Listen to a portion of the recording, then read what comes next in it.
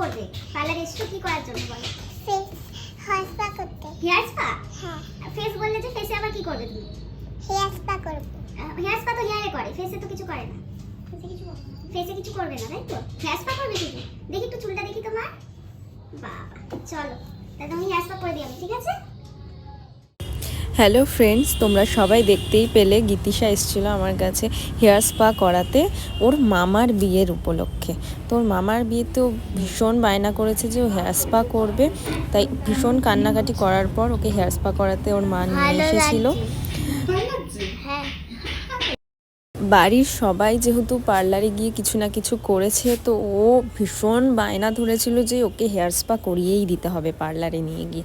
তো ফাইনালি ওর hair spa আমি করে দিয়েছি, যেমন তেমন করে একটু করেছি ওকে হেয়ার স্পা।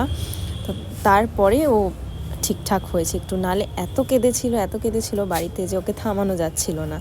তো যাই হোক, হেয়ার স্পাটা করে ও একদম রেডি ওর মামার বিয়ের জন্য। সো ফাইনালি ওর কান্নাকাটি বন্ধ হয়েছে আর আমি ওকে হ্যাপি করতে পেরেছি। আমার তো ভীষণ ভালো লাগছে। আর তোমরা দেখতেই পাচ্ছ কতটা কিউট, ও একদম কিউটি পাই পুরো। ওকে তো আমার যেতে দিতেই ইচ্ছা করছিল না, মনে হচ্ছে একদম বসিয়ে রাখি আমার কাছে। তো যাই হোক, ওর তো বিয়ে বাড়ি রয়েছে, ওকে যেতেই হবে। তো চলো, তোমাদের ভিডিওটা কেমন লাগলো অবশ্যই জানিও, আর গীতিশাকে স্পেশালি কেমন লাগলো অবশ্যই কমেন্টে জানিও। টাটা।